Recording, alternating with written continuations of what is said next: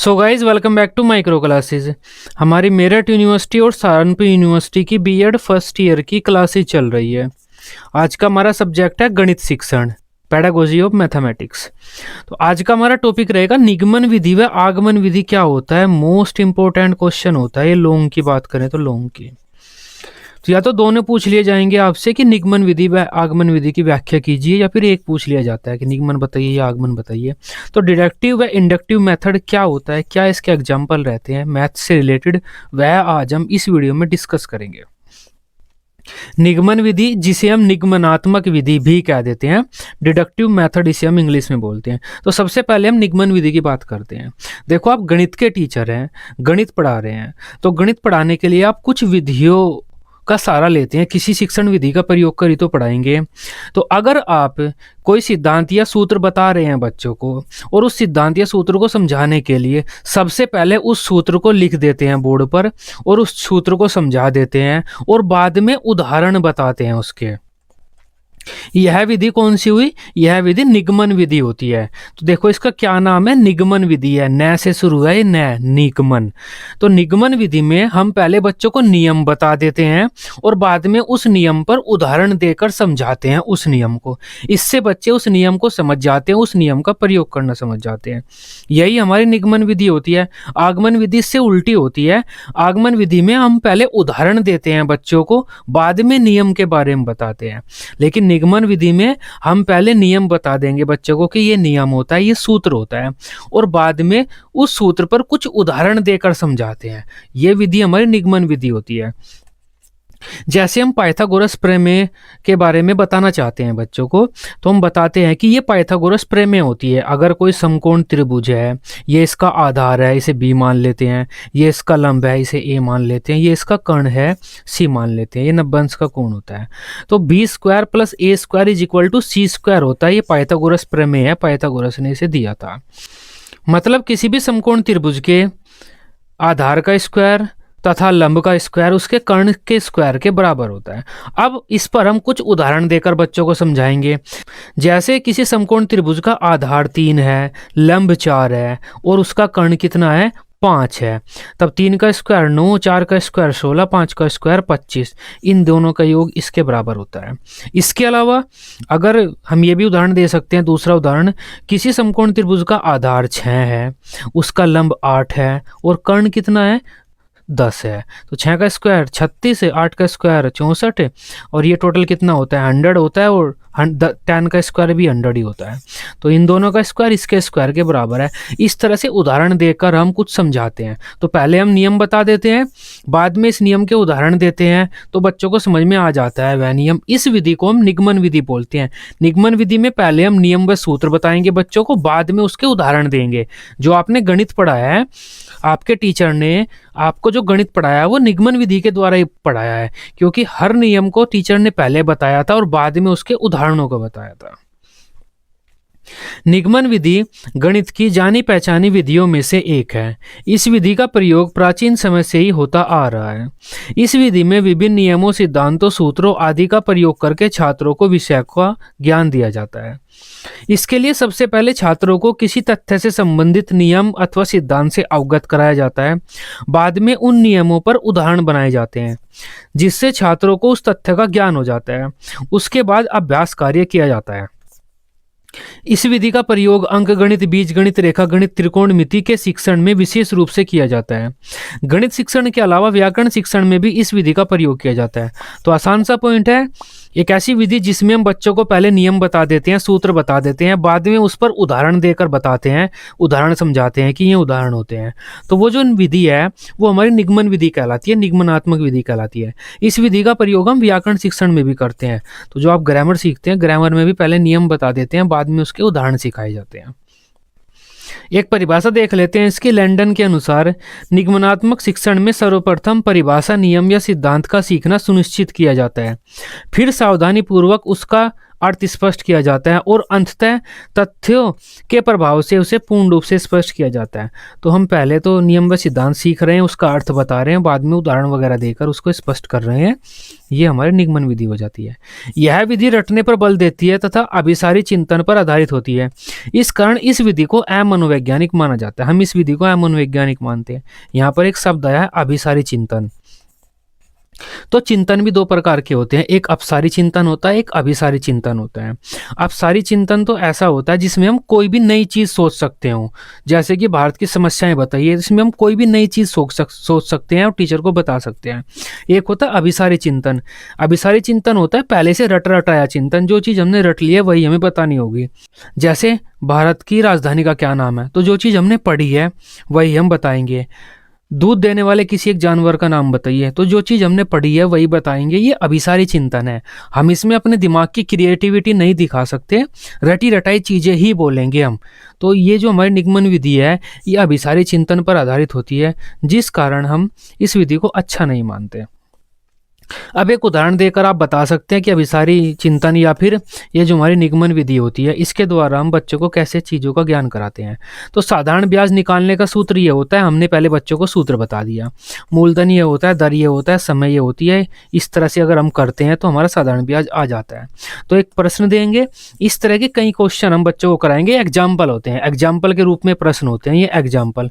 फिर टीचर बच्चों को इस तरह से कुछ एग्जाम्पल देकर बताएगा कि मूलधन इतना है, दर इतनी है, समय इतना है, तो साधारण ब्याज हम ऐसे निकालेंगे। तो कुछ एग्जाम्पल हम बच्चों को 3-4 एग्जाम्पल देंगे, बच्चों के आसानी से समझ में आ जाएंगे सवाल, और इस सूत्र का यूज करना बच्चे सीख जाएंगे। ये हमारी निगमन विधि होती है। निगमन विधि में हम इन शिक्षण सूत्रों का पालन करते हैं। सूत्र से उदाहरण, हम पहले बच्चों को सूत्र बताते हैं, बाद में उदाहरण बताते हैं। तो सूत्र से उदाहरण की तरफ चलते हैं हम। सामान्य से विशिष्ट की ओर चलते हैं हम। क्यों चलते हैं? जो सूत्र होता है हमारा सामान्य होता है, वो बहुत सारी स्थितियों में लग जाता है, कहीं भी लग जाता है। तो सूत्र तो सामान्य होता है, लेकिन उदाहरण विशिष्ट होता है। जो उदाहरण होता है किसी एक सूत्र के लिए विशेष होता है, तो उदाहरण विशिष्ट होता है हमारा, सूत्र सामान्य होता है। तो सूत्र से उदाहरण की ओर चलते हैं, सामान्य से विशिष्ट की ओर चलते हैं, अज्ञात से ज्ञात की ओर चलते हैं। सूत्र हम नहीं जानते, सूत्र हमारा टीचर हमें बताता है, लेकिन जो साधारण ब्याज है, ब्याज के बारे में तो हम जानते हैं ना। तो सूत्र से हम अपने अज्ञात से ज्ञात की ओर चल रहे हैं। इन शिक्षण सूत्रों का हम पालन करते हैं। इस विधि में इन सोपानों का पालन किया जाता है। सबसे पहले नियम बताते हैं हम बच्चों को, उसका स्पष्टीकरण देते हैं, उसके कुछ उदाहरण देकर बच्चों को दिखाते हैं, बाद में एक्सरसाइज करने के लिए देते हैं। तो ये स्टेप होते हैं इस विधि के पालन के। अब निगमन विधि के कुछ गुणों की बात कर लेते हैं हम। यह विधि गणित शिक्षण के कार्य को अत्यंत सरल बना देती है। देखो, गणित शिक्षण सरल हो जाता है, क्यों? इसी वजह से ज़्यादातर शिक्षक निगमन विधि का प्रयोग कर बच्चों को पढ़ाते हैं। यह विधि सामान्य नियम या सिद्धांत या सूत्र की सत्यता की जांच के लिए हेतु बहुत लाभदायक होती है। किसी सूत्र को जांच करनी है हमें, हम इस विधि के द्वारा कर सकते हैं। अंक गणित व बीज गणित शिक्षण में निगमन विधि विशेष रूप से सहायक सिद्ध होती है। इस विधि का प्रयोग करते समय शिक्षक को कम परिश्रम करना पड़ता है। इस विधि से समय की बचत होती है। इस विधि के द्वारा छात्रों की स्मरण शक्ति का विकास होता है। इस विधि का प्रयोग छोटी कक्षाओं में भी किया जा सकता है। यह विधि अधिक कक्षाओं वाली यह विधि उस कक्षा में भी सहायक सिद्ध होती है, ज़्यादा बच्चे होते हैं। तो ज़्यादा बच्चे होते हैं, हम बोर्ड पर बता सकते हैं यह नियम है, ये उदाहरण है, इस तरह से इस नियम का काम किया जाता है, ये नियम इस तरह से लाभदायक होता है, तो सभी बच्चे सीख लेते हैं। तो ये इस विधि के गुण होते हैं। अब कुछ दोषों की बात कर लेते हैं। यह विधि छात्रों में एक आदत विकसित करती है रटने की, क्योंकि हम नियम को रटते हैं, नियम को कैसे यूज करना है उसे रटते हैं, तो रटने की आदत का विकास होता है इस विधि से, जो गलत बात है। यह विधि वर्तमान समय में अमनोवैज्ञानिक मानी जाती है, मनोवैज्ञानिक नियमों के सिद्धांत के अनुसार नहीं होती। जो मनोवैज्ञानिक नियम होते हैं, मनोवैज्ञानिक सिद्धांत होते हैं, उनके अनुसार यह विधि नहीं है। यह विधि छात्रों को जो ज्ञान देती है वह अस्थायी होता है, स्पष्ट होता है। अब देखो, जो आपने गणित सीखा होगा उसके आधे से ज्यादा नियम आप भूल गए होंगे, तो ये जो ज्ञान आपको देती है वो अस्थायी देती है। छात्र ज्ञान को स्वयं के प्रयास से नहीं प्राप्त करते, बल्कि वे इस विधि में ज्ञान प्राप्त करने के लिए शिक्षक पर निर्भर रहते हैं। यह छात्रों की तर्क करने, विश्लेषण करने आदि शक्तियों को विकसित नहीं करती, क्योंकि बच्चे खुद कुछ नहीं कर रहे हैं, शिक्षक कर रहा है, बच्चे बस बैठकर सुन रहे हैं। इस विधि में छात्रों को नियमों पर आश्रित रहना पड़ता है। अगर बच्चे नियम भूल गए तो उससे संबंधित जो चीज़ उन्होंने सीखी है वह भी बेकार ही हो जाती है। नियम गायब तो वो ज्ञान भी गायब जो उन्होंने सीखा है। अब नेक्स्ट बात करते हैं हम आगमन विधि की। आगमन विधि इंडक्टिव मेथड। आगमन विधि में हम बच्चों को पहले नियम नहीं बताते, आगमन विधि में हम बच्चों को पहले उदाहरण देते हैं, और उदाहरणों पर हम रिसर्च वगैरह करते हैं। चलो देखो इन उदाहरणों में क्या समानता है, या इन उदाहरणों से हम देखो क्या नई चीज बना सकते हैं। तो इस तरह से करके बाद में हम नियम बनाते हैं। आगमन विधि में हम पहले उदाहरण देते हैं और बाद में उस नियम को बताते हैं। निगमन विधि में हम पहले नियम बताते हैं, बाद में उदाहरण देते हैं। आगमन विधि निगमन विधि की बिल्कुल उल्टी है। निगमन विधि में हम पहले नियम बताते हैं, उदाहरण देते हैं बाद में। लेकिन आगमन विधि में हम पहले उदाहरण देते हैं, बच्चों को 3-4 उदाहरण देते हैं और बाद में उन उदाहरणों से किसी नियम को बताते हैं, या तो नियम बनाते हैं या फिर उस उदाहरणों से संबंधित नियम को बाद में बताते हैं। कैसे? मान लेते हैं हमें पाइथागोरस प्रमेय बच्चों को पढ़ानी है, तो हम बताएंगे बच्चों को कि ये एक समकोण त्रिभुज है, समकोण त्रिभुज का ये आधार है, ये लंब है, ये इसका कर्ण है, वही 90 अंश का कोण होता है। तो मान लेते हैं हम एक समकोण त्रिभुज ही है, इसका आधार तो हो गया 3, लंब हो गया 4, कर्ण हो गया 5। अब इनसे हम क्या चीज निकाल सकते हैं इन 3 चीजों से? तो शिक्षक बच्चों की हेल्प लेगा यहाँ पर। तो इनसे हम क्या क्या चीज निकाल सकते हैं? अब सोचो, अगर हम 4 का स्क्वायर करें तो 16 होता है, अगर हम 3 का स्क्वायर करें तो 9 होता है, टोटल मिलाकर 25 होता है। ये सबसे बड़ी वाली भुजा है। अगर हम इसका भी स्क्वायर करें तो कितना होता है? 25 होता है। तो यहाँ से क्या निकला कि 2 छोटी भुजाओं का योग बड़ी भुजा के योग के बराबर होता है। एक ये चीज निकल जाती है। दूसरा उदाहरण दे सकते हैं हम कि मान लेते हैं इसका आधार 6 है, लंब 8 है, कर्ण 10 है। ठीक इसी प्रकार अगर हम करते हैं तो 8 का योग होता है 64, 6 का योग होता है 36, दोनों का योग होता है 100। ठीक इसी प्रकार जो सबसे बड़ी वाली भुजा है उसका स्क्वायर भी कितना होता है? 100 होता है। तो यहाँ से हम क्या सिद्ध कर सकते हैं कि किसी समकोण त्रिभुज में 2 छोटी भुजाओं के वर्गों का योग बड़ी भुजा के वर्ग के बराबर होता है।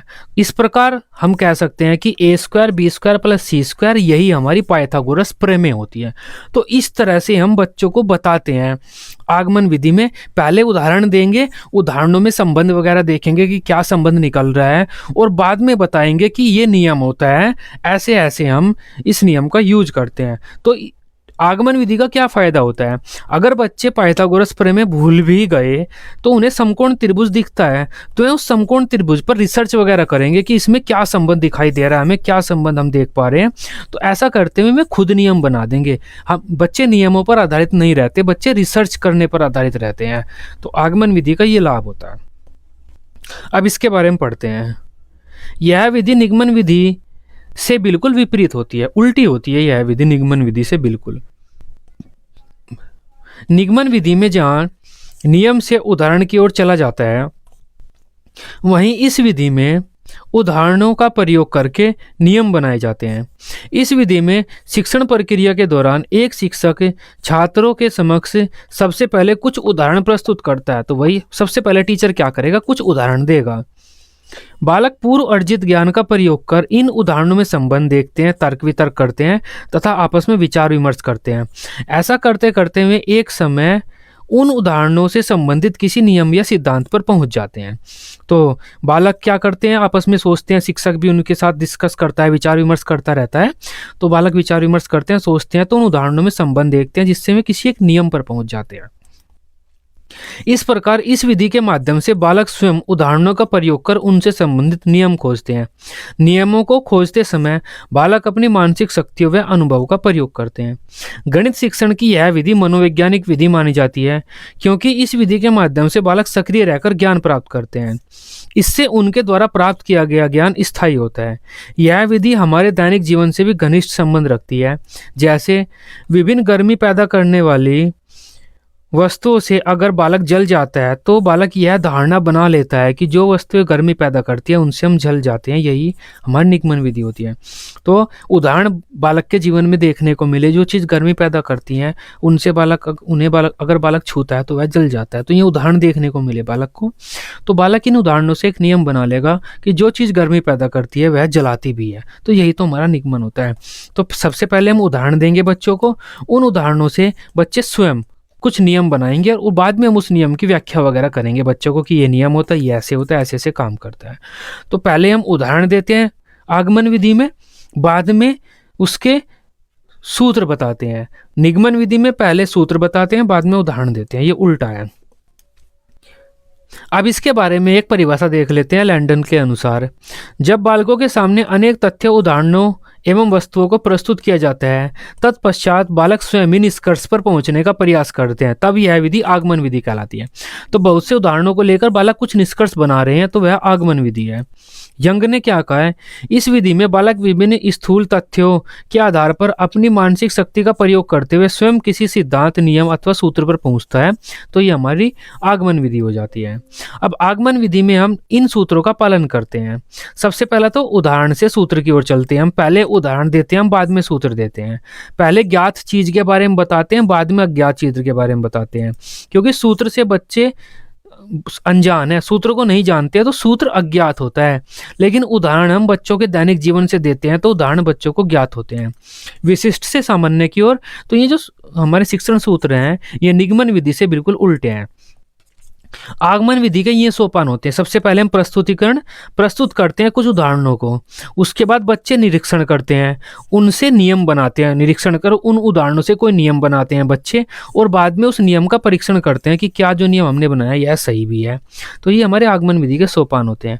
तो एक उदाहरण देकर हम इस जो हमारा पॉइंट है इसे समझा भी सकते हैं कि आगमन विधि के द्वारा हम कैसे बच्चों को नियम सिखाते हैं, कैसे चीज़ें सिखाते हैं। देखो हम उदाहरण वो पाइथागोरस प्रमेय वाला भी दे सकते हैं। यहाँ पर मैंने यहाँ पर वो क्यों नहीं लिखा, क्योंकि मैंने उसके बारे में पहले आपको समझा दिया है। तो मैंने यहाँ पर दूसरा उदाहरण लिखा है। पेपर में आप वो पाइथागोरस प्रमेय वाला उदाहरण भी देकर बता सकते हैं। मैं यहाँ आपको एक अनुपात समानुपात वाला उदाहरण देकर बता रहा हूँ। तो एक टीचर को क्या करना है, अनुपात व समानुपात के बारे में बच्चों को बताना है, उसके बारे में कुछ चीज़ें बच्चों को बतानी है। तो टीचर सबसे पहले अनुपात व समानुपात के कुछ उदाहरण लिखेगा। ये हमारा पहला उदाहरण हो जाता है, ये हमारा दूसरा उदाहरण हो जाता है, ये तीसरा उदाहरण हो जाता है।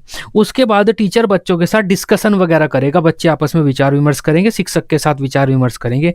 टीचर बच्चों से कुछ क्वेश्चन पूछेगा, बच्चे शिक्षक से कुछ क्वेश्चन पूछेंगे। तो इस तरह से में आपस में विचार विमर्श करेंगे और बाद में किसी नियम पर पहुंचेंगे। अब विचार विमर्श कैसे करेंगे, शिक्षक बच्चों से क्वेश्चन पूछेगा कि पहले समानुपात में बाह्य राशियां कौन कौन सी है। जो पहला हमारा समानुपात का उदाहरण है, बाह्य राशियां कौन कौन सी है, 3 है और 12 है। बच्चे इसका जवाब देंगे।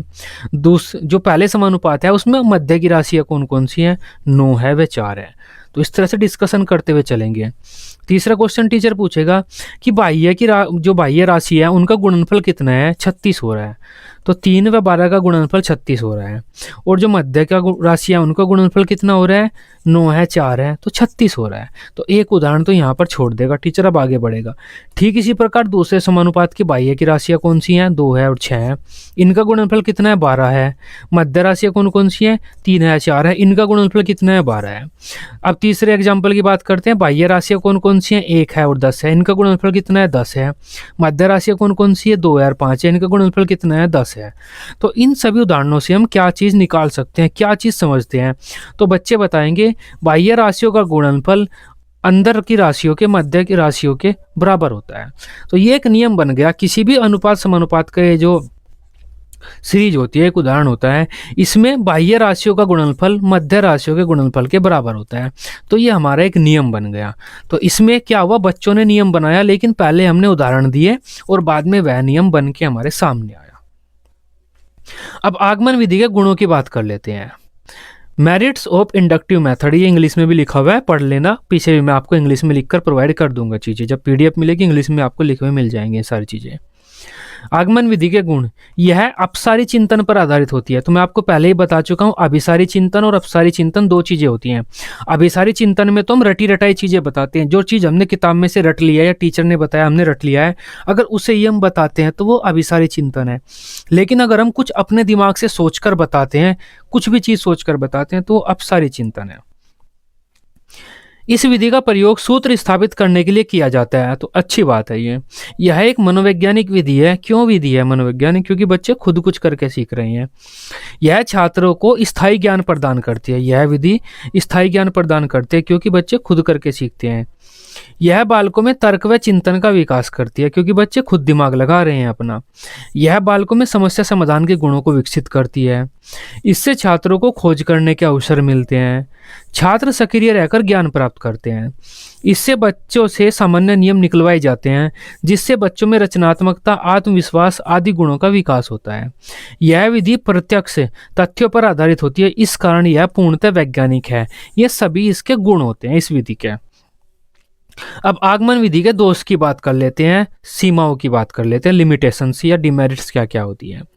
इस विधि के माध्यम से छात्रों को ज्ञान प्रदान करने में अधिक समय खर्च होता है तथा पाठ्यक्रम समय से पूर्ण नहीं हो पाता। प्रतिभाशाली व उच्च कक्षा के बालकों में यह निरस्ता पैदा कर देती है, क्योंकि जो प्रतिभाशाली बालक होते हैं वे नियम जल्दी बना लेंगे, लेकिन जो हमारे मंदबुद्धि बालक हैं, सामान्य बालक हैं, उन्हें नियम खोजने में समय लगेगा। तो जो प्रतिभाशाली बालक हैं वे बोर हो जाएंगे कि इतनी देर लग रही है, एक ही चीज पढ़ा रहा है हमारा टीचर तब से। आधुनिक समय की कक्षा पद्धति, जिसमें हर व्यक्ति को तुरंत कुछ ना कुछ चाहिए होता है, वह ये जो विधि होती है, उस समय इसका पूरी तरह से लाभ नहीं उठा पाते हम, क्योंकि जो बच्चे हैं उन्हें तुरंत चीज़ें सीखनी है, घर जाके ट्यूशन पढ़ना है, नई चीज़ें सीखनी है। बच्चे किसी चीज़ को सीखने में ज़्यादा समय नहीं वेस्ट करना चाहते, वे चाहते हैं कि जल्दी से मैं उस चीज़ को सीख लें फिर दूसरी चीज़ को सीखें। इस वजह से यह विधि यहाँ पर नुकसानदायक थोड़ी सी होती है। अधिक छात्रों वाली कक्षा में यह विधि पूरी तरह सफल नहीं हो पाती, क्योंकि अगर हम ज़्यादा बच्चों वाली कक्षा में इस तरह से विश्लेषण करते हैं तथ्यों का और नियम बनवाने की कोशिश करते हैं, तो हो सकता है कि आगे वाले 2-4 लाइनें एक्टिव रहे, पीछे वाले बिल्कुल एक्टिव न रहे, उन्हें मतलब भी नहीं है टीचर क्या कर रहा है, तो यह पूरी तरह सफल नहीं हो पाती।